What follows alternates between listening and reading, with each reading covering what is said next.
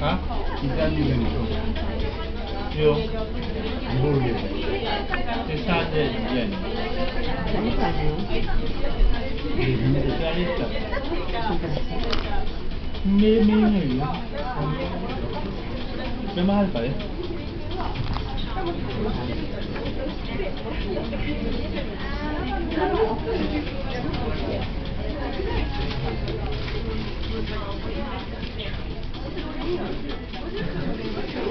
？Actually synthesized many more different and more complex molecules. And I think it is really true to state that synthetic chemistry has been one of the driving forces of the 20th century. Just if you think how chemistry has changed our lives, think about the different textiles we are able to synthesize with synthetic chemistry, think about different drugs, antibiotics we have been able to synthesize with synthetic chemistry, and think about different materials, for instance, like plastics. So synthetic chemistry has changed our life and has been one of the sciences of the 20th century. But I also think that synthetic biology will become the science of the 21st century. If you think for a moment about biological systems, they have a couple of advantages over chemical synthesis.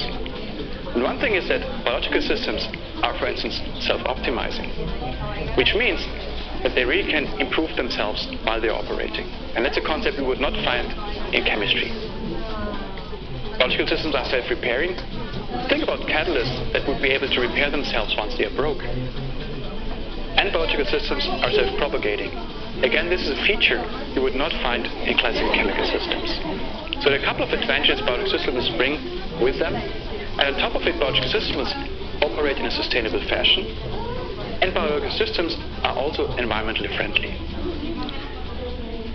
So one of the tasks and challenges of synthetic biology is now to really use biological systems to do chemistry, to synthesize new compounds and new products. And today I'm going to show you how we actually can come and reprogram the chemistry of living cells. And we want to do this with a concept that we call synthetic metabolism. So what is the concept of synthetic metabolism?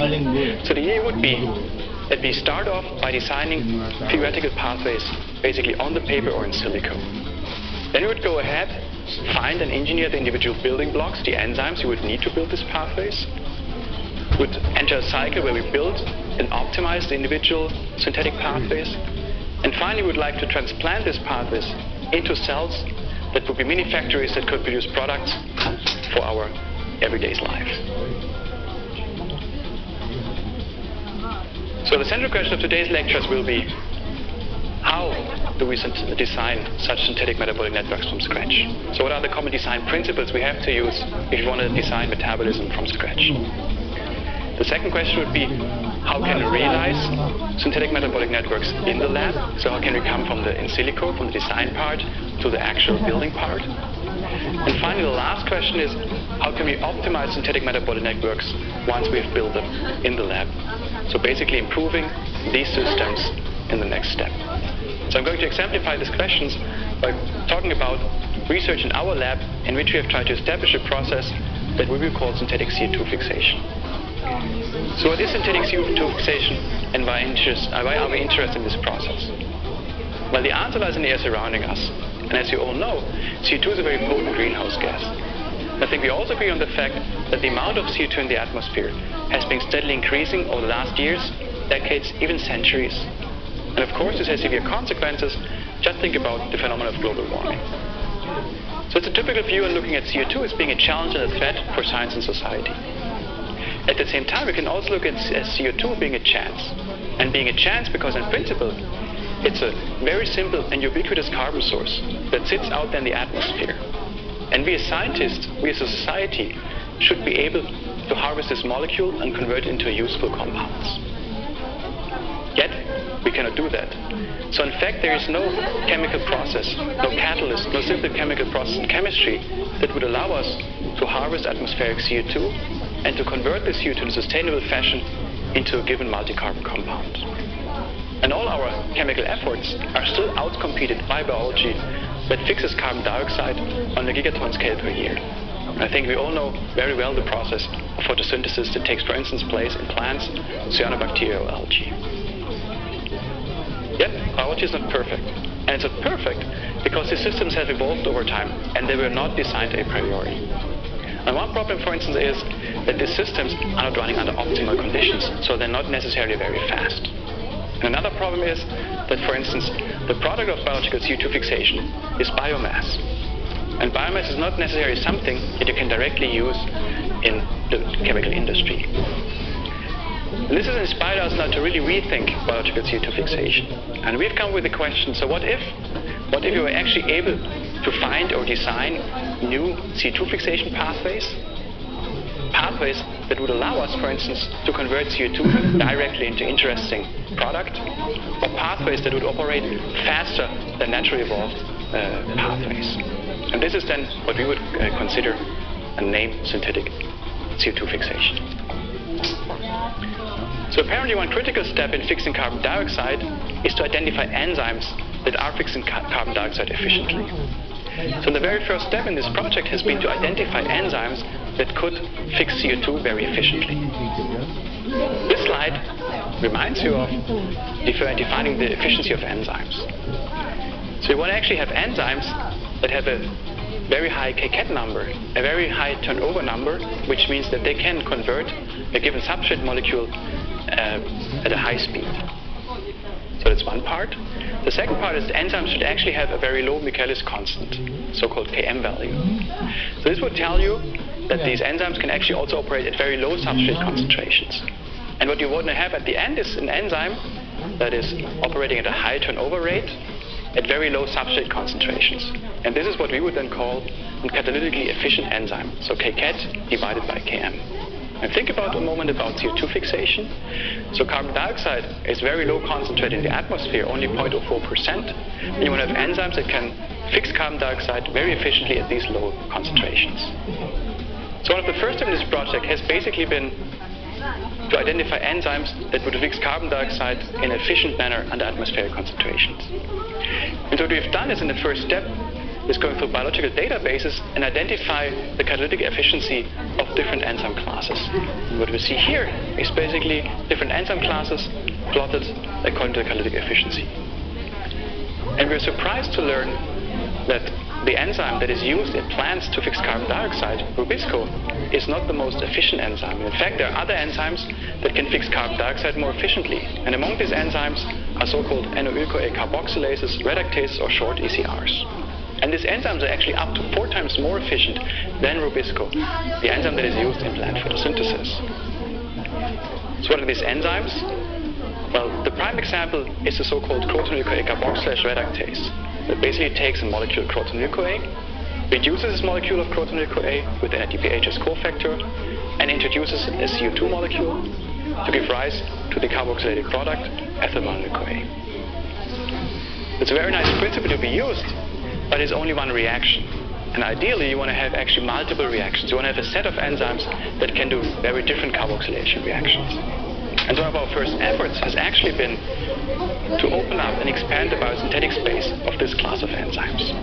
So we've asked the question, can we now fit other substrate into the active site of these enzymes?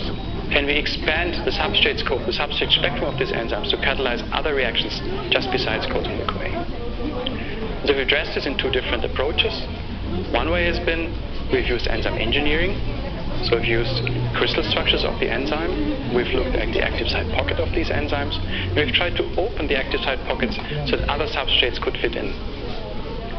Another approach has been to use genome mining, which means that you go ahead and you just screen the biological diversity of this class of enzymes. So in other words, you use the phylogenetic tree of these enzymes.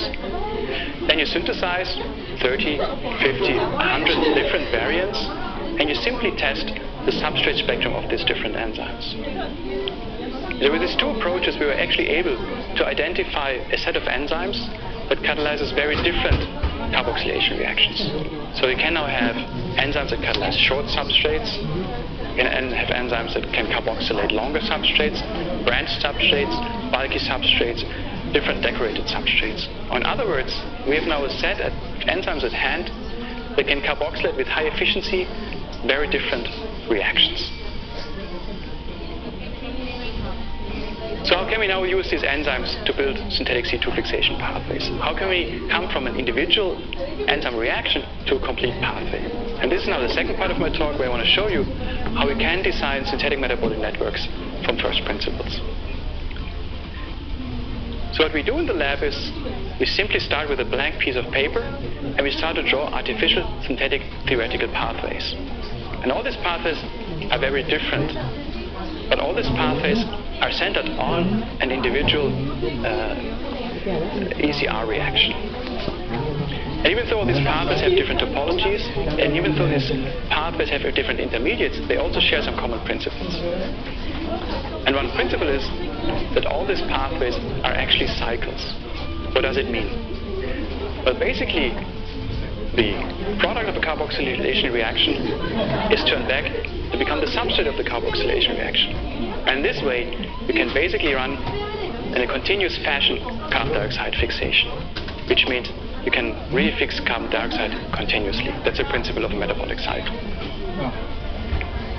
So another common principle is that all these pathways are, again, based on an ECR reaction. And the third principle is that all these pathways have a carbon splitting reaction. For instance, shown here, you can take off some of the fixed carbon and you can shuttle this carbon into an interesting biotechnological compound or a biological building block. Again, these are theoretical cycles. Don't forget, at this stage of the design, we don't have any specific enzymes in mind beside the ECR reaction. We just think about potential transformations. We just think about oxidations, potential oxidations. We think about potential reduction reactions. We think about potential CC splitting reactions. We think about potential hydrations or dehydration reactions. So these are all theoretical enzymes that might exist. So from this design, you actually also have to decide which of these cycles is now a really good cycle. So you need to evaluate the different cycles we have drawn. And so we've used simple chemical criteria to decide which of these cycles is actually the best cycle to be realized. And one of the important criteria is here, you need to have cycles that are kinetically favored. This means you want to have cycles where you actually have fast and efficient enzyme reactions involved. So all the individual reactions you would like to apply in your cycle should be fast and efficient, which would allow us to run the cycle in an efficient manner. A second criterion is actually a thermodynamic criterion. So all the cycles should be thermodynamically favored, which means you need to think how much energy per CO2 molecule fixed do you have to spend. And so we've done this calculation, for instance, for the catch cycle shown here. So the catch cycle can turn 2 times to produce 1 molecule of pyruvate. And while turning 2 times, it actually has to spend 4 ATPs for 1 pyruvate molecule fixed from CO2. Now you can compare this ATP efficiency with natural existing pathways. And you can actually see that the Calvin cycle, the pathway that is used by plants, bacteria, and algae in photosynthesis, uses 7 ATP per CO2. So in other words, the synthetic solution from the lab is almost twice as energy efficient in terms of ATP usage. So it tells you already that you actually can come with solutions which are more ATP efficient than naturally evolved systems. And finally, the last criterion you want to actually apply is the criterion of thermodynamic feasibility. So you want to make sure that all the reactions you want to apply in your cycle have a favorable thermodynamic equilibrium. So in other words, the concentration and the equilibrium of the reaction should lie on the side of the product formation. In other words, the free energy profile across the reaction should be negative, and this will allow you to turn the cycle in a clockwise fashion efficiently without any major harms. So having identified and evaluated the cycles, we came up with the idea that the catch cycle that fulfills all these 3 criteria would be a very good starting point to build now synthetic C2 fixation in the lab. So this brings me now to the second part, where I want to tell you how we can now realize such synthetic metabolic networks from first principles. So, on the one hand, we now have this theoretical cycle that we've drawn on the paper and that we've evaluated. On the other hand, we actually want to realize this cycle and build the cycle, which means we need to find all the individual biological parts. And a network, a metabolic network like the CATCH cycle, that features 15 different reactions, means that you need to find 15 different enzymes that could do all the different transformations. So what can you do? You basically can go back and you can go through different databases, like Brenda, KEGG, Stranda, or PubMed, to find enzymes that would do one or the other transformation. So right now we have more than 50 million annotated genes in databases, and we have more than 40,000 characterized enzymes in databases. So the chances are very high that you would find the enzyme reaction somewhere. Of course, you still need to express the enzyme, you need to purify the enzyme, and you need to test the enzyme. But ideally, you can find a lot of enzymes in these databases. Yet sometimes you find an enzyme in the database, but it does not have the properties it should have. And this is shown here, where we are looking for an enzyme that could catalyze this reaction up here, which is a dehydrogenation reaction of a compound called fluorohydroxybutyryl-CoA. So in fact, there has been an enzyme that was deposited in the database. The problem is that this enzyme is highly oxygen sensitive. And it actually dies away within 15 or 20 minutes, lose all its activity. So how can you overcome this problem? How can you find a better biological part? Well, one strategy is that you simply go ahead and you screen for biological diversity. So in other words, you try to express and test homologs of this enzyme. And so lo and behold, by using this strategy, we identified an homolog in a marine archaeon called Nitrosoboomylis maritimus, which shared 50 or 60% of sequence identity, but was approximately 100 times more stable under oxy conditions. So looking for biological parts and screening different enzyme homologs can help you to identify enzymes. But sometimes you have the problem that you would like to employ a certain enzyme reaction, but you actually don't have an enzyme in the database.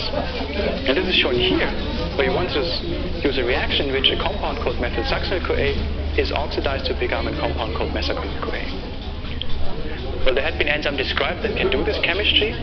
The problem is that these enzymes are so-called dehydrogenases. And these dehydrogenases are very complicated enzymes because they oxidize the substrate, put the electrons onto a cofactor, and from this cofactor the electrons are put on a second protein called electron transfer flavoprotein, and from there on the electrons are put into a membrane-bound respiratory chain. So in other words, if you want to use this kind of chemistry, you need not only the enzyme, but you also need its interaction partner, and you need a membrane-bound respiratory chain, which is awfully complicated. So in this case, it might be helpful if you simply shortcut this whole electron transfer relay.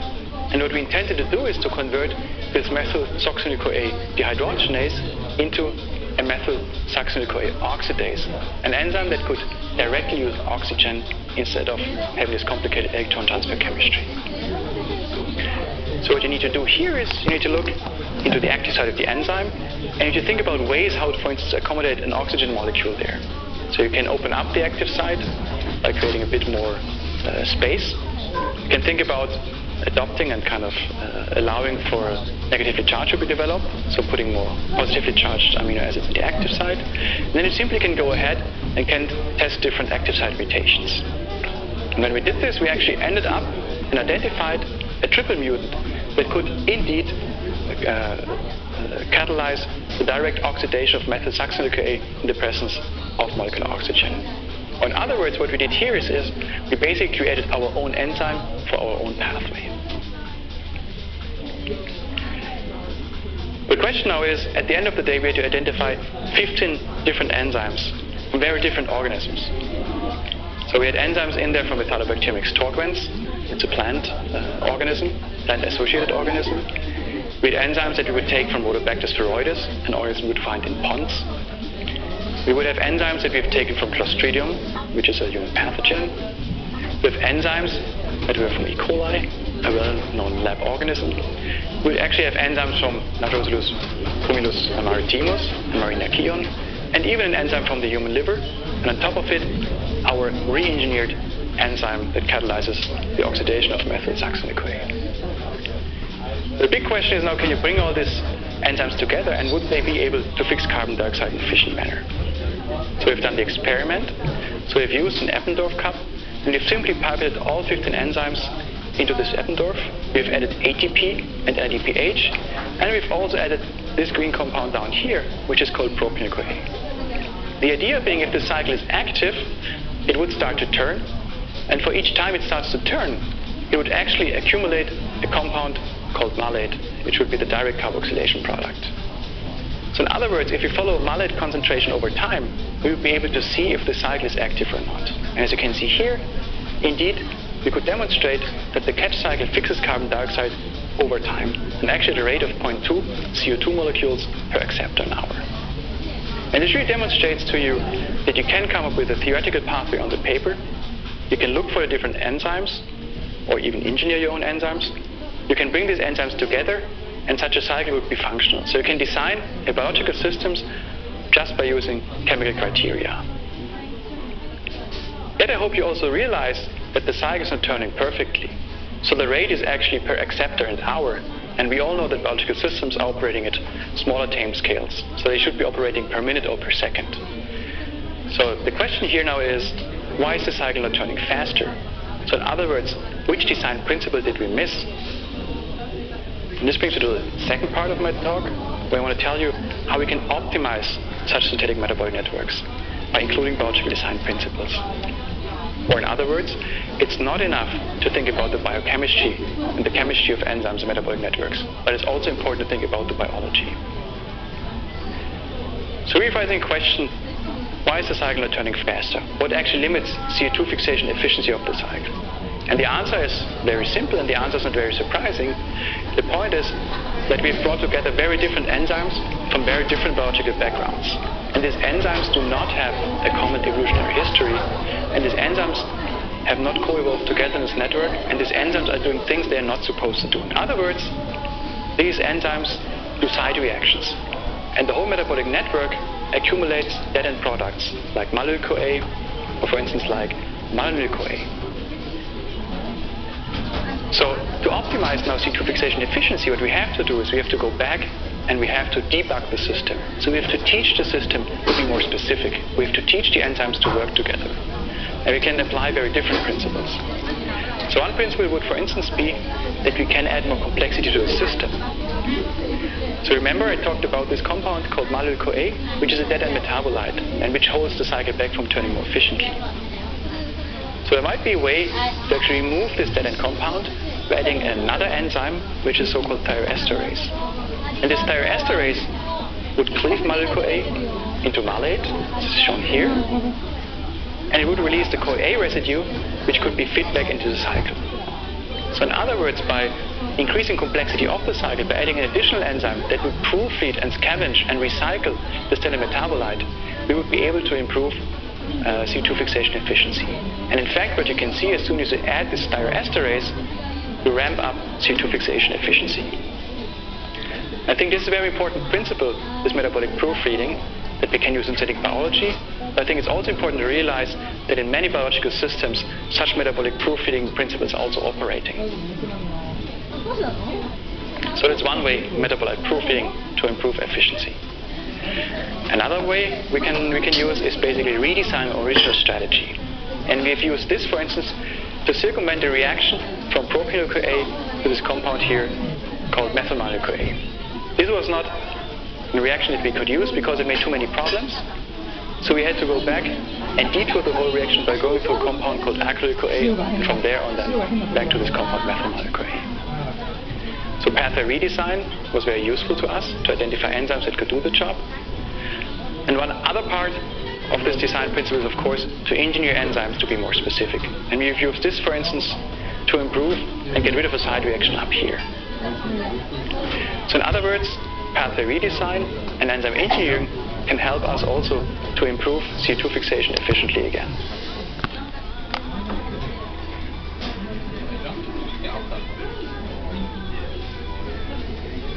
Strength can also help us then to finally speed up CO2 fixation efficiency.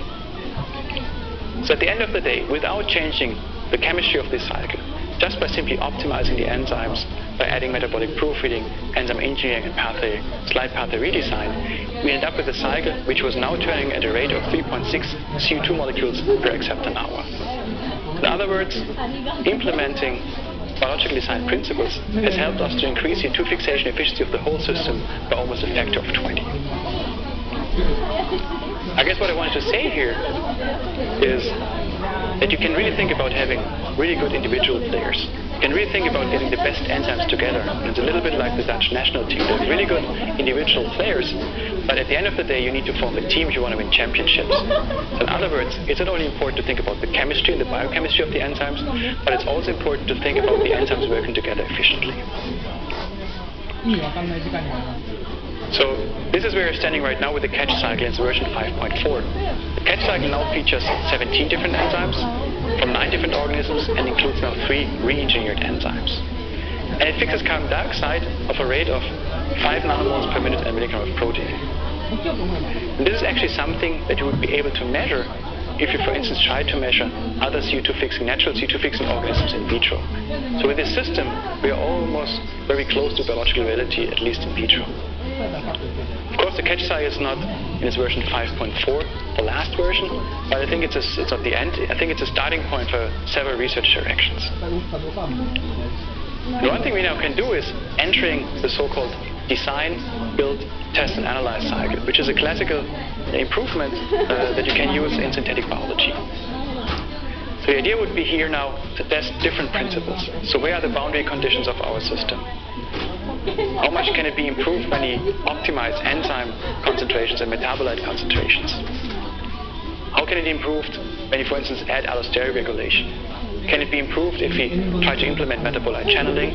And would it actually be improved if we, for instance, try to implement something like compartmentalization? And I think through iterative rounds of reconstructing the system by changing parameters, we'll be able to improve the catch cycle even further. What are the next steps once we have improved catch cycle? So one idea would be to use the cycle in a true bottom-up fashion.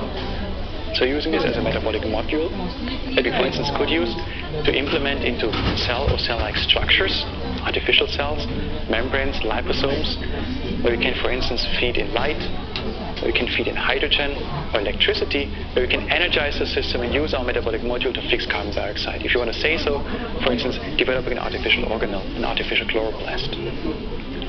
And of course, another thing we can do is we can try to implement and try to transplant the catch cycle in a top-down fashion into living systems. So the in vivo transplantation is one of the big challenges that lies ahead of us.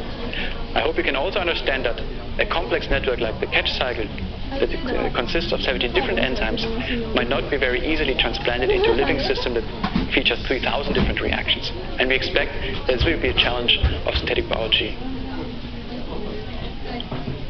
Okay. So this is the end of my lecture. I hope I could show you that synthetic metabolism is really something that we can achieve in future in synthetic biology. I hope I can show you that synthetic metabolism is built on the concept of being freely able to choose and design theoretical pathways on the paper.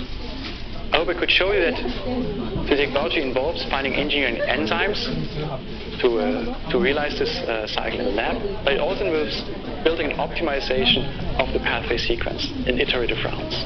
That we could show you that one of the future steps in synthetic metabolism will be to transplant such artificial cycles into living cells, whether they be natural or artificial cells. That's the end of my talk, and I would not be standing here without a great number of great scientists in my lab.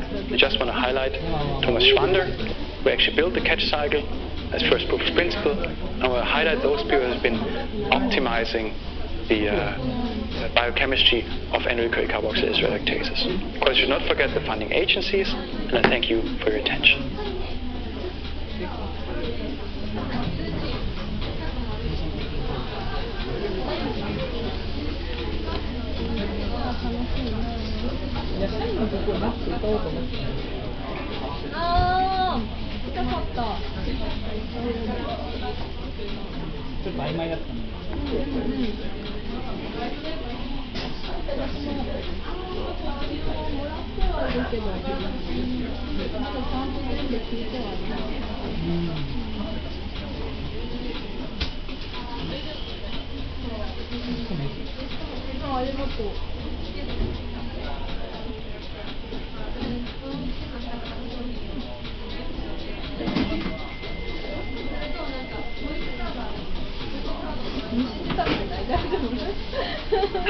My name is David Bicard, and I'm the head of the Synthetic Biology Group at the Pasteur Institute in Paris. And today I'm going to talk to you about CRISPR technologies for bacteria and some of the work we're doing in my lab.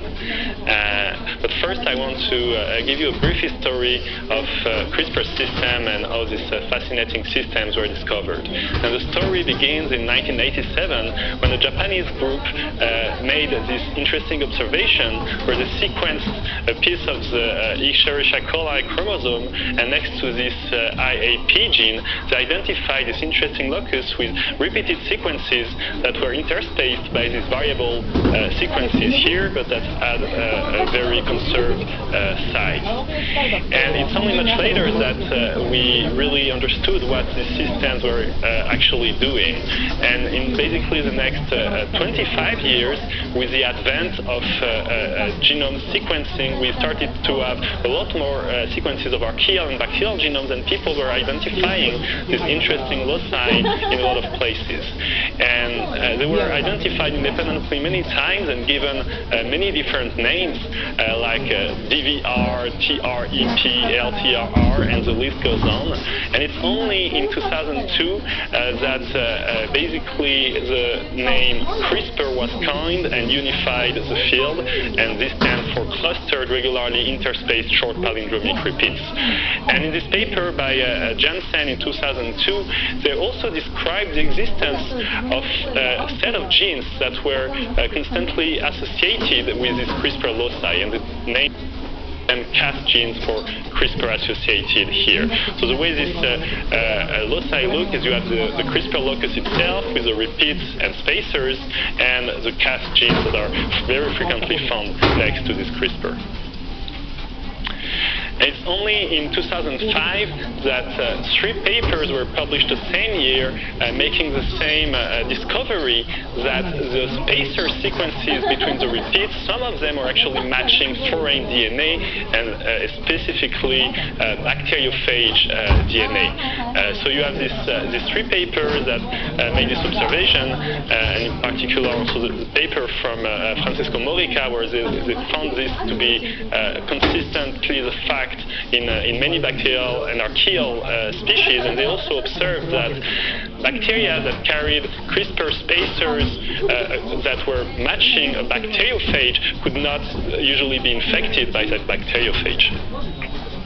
But this was still all theoretical and bioinformatics work. And the experimental evidence that CRISPR system was actually an immune system to defend against foreign elements and bacteriophages only came with this science paper in 2007 by Rodolphe Barangou in the group of Philippe Horvath. And this is an interesting paper in many respects, and in particular because it comes not from academia, but from an industry and a company called Danisco, where they produce ferments for cheese and yogurt production.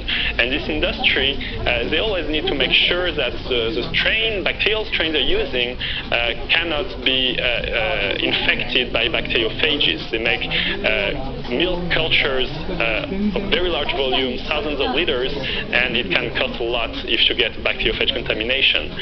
And so when selecting strains, and specifically this paper, it was Streptococcus thermophilus that are resistant to bacteriophages, they found that the CRISPR locus was actually changing and adding novel repeat spacers units.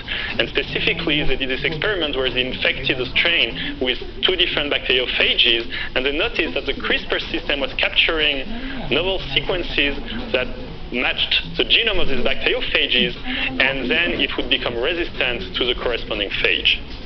So this was the first experimental evidence that CRISPR systems are an adaptive immune system of prokaryotes. So in the next years, many groups started to look into these CRISPR systems and describe their mechanism and mode of action. And basically, when a bacteriophage injects its DNA into the cell, then a group of Cas protein, and specifically Cas1 and 2, are involved in capturing pieces of DNA from the bacteriophage and integrate it as a novel spacer in the CRISPR locus. The CRISPR locus is then transcribed, and the transcript is then processed into this small guide RNA or CRISPR RNA that are able to guide a complex of Cas proteins to go and target and destroy target sequences. So the first step is referred to as immunization or CRISPR adaptation, CRISPR spacer acquisition, and then we have the immunity phase of CRISPR. You need to know that CRISPR come in many shapes and sizes. They've been classified now in two classes, Class 1 and Class 2. Class 1 systems have an effector complex of Cas protein that consists in many different proteins that you see here, while Cas 2 systems have just one protein that is able to carry out the whole immunity interference step. But then Class 1 and Class 2 can then be further subdivided into many types and subtypes of CRISPR systems. And here I'm not going to go through all this in detail, but basically there are now around 20 subtypes that have been described of all this CRISPR system. And very interestingly, they all differ in the way they carry out many aspects of the CRISPR biology, including the RNA processing and the interference. And it's also important to know that some of this CRISPR system targets DNA, but others are able to target both DNA and RNA, and some seem to only target RNA. But here, we're mostly going to talk about type 2 CRISPR system, and specifically type 2A CRISPR system, because those are the ones that are mostly used right now for all the biotechnological applications. And specifically, this system from Streptococcus pyogenes, which was described in the first place by the group of Emmanuel Charpentier, is an interesting one. So it carries this CRISPR array here, and this set of 4 Cas genes, and Cas9 is the only one required for the interference step. But the way it works is that the CRISPR is first transcribed into this precursor RNA, but another RNA is also produced by the system. And this RNA here, the tracer RNA for transacting CRISPR RNA, carries a sequence that's homologous to the repeats in the CRISPR array. So it's able to form this duplex RNA that is recognized by Cas9 and by the host RNase-3, and that will process it to form the final guide RNA, also called the CRISPR RNA. So you form this nucleoprotein complex that basically acts as a surveillance complex in the cell. It's constantly scanning the DNA present in the cell, and the way it does that is by first looking for a small